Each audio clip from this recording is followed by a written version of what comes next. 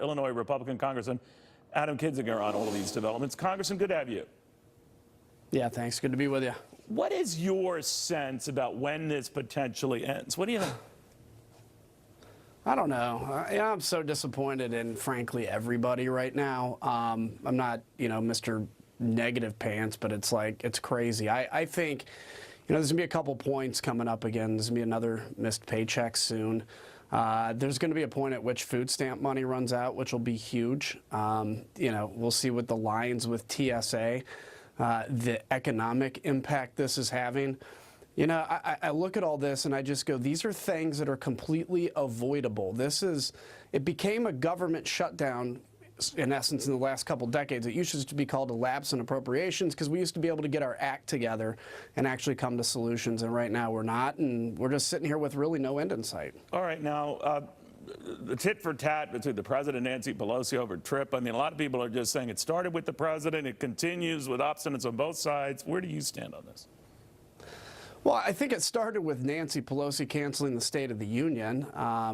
And so, yeah, but I also think there's no reason in just pointing fingers and blame here, because we're not going to convince anybody of the other side. Everybody's got their opinions made up. So who gets then should the president give a State of the Union speech? Do you agree with Senator Rand Paul, for example, who raised the possibility, just hop on over to the Senate side and give it? Yeah, I'd like to see it happen in the House. I guess the Senate would be fine. It's kind of a smaller chamber. Right. I'm not sure how we all fit over there. But, look, I'd rather him do it at the House of Representatives. I get that she doesn't want him to have a forum in front of the American people, but that's not her choice. I mean, in theory it is, because she can cancel him. But I think, look, you lost the presidential election, so the president has a right to come and speak at whatever issues he chooses to. I think it was petty. And I wish all this would end on all ends. And we could just get together and figure out, look, Republicans are probably not going to get everything we want, or we may have to give Democrats something they want, vice versa. But when you start out from a position of there will never be a wall and we'll never negotiate it, we're stuck in this problem right now, and we can't see a way out. Let me ask you about whether the president could resolve it by just declaring an emergency, Congressman. And even though it's very likely, a district court could slap that down, the monkey would be off his back, so to speak, that he could go back to his supporters and say, well, I tried. What do you think? Well, I think he's probably within his right to do it. I think it would have to depend on what that emergency looks like.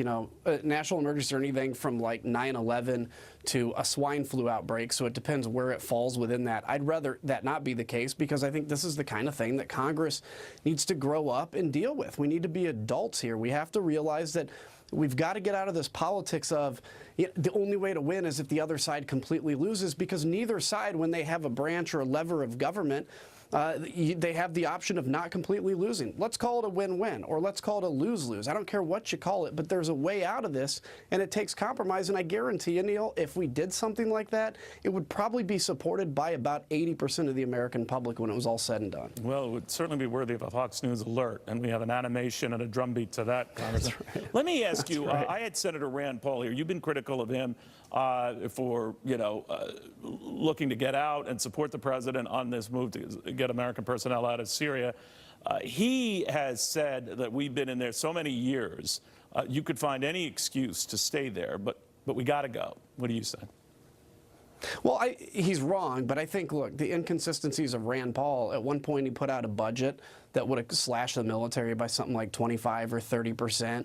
On the same day, he called for sanctioning Saudi Arabia for the Khashoggi killing. He called for lifting the sanctions against Russia for their invasion of Crimea.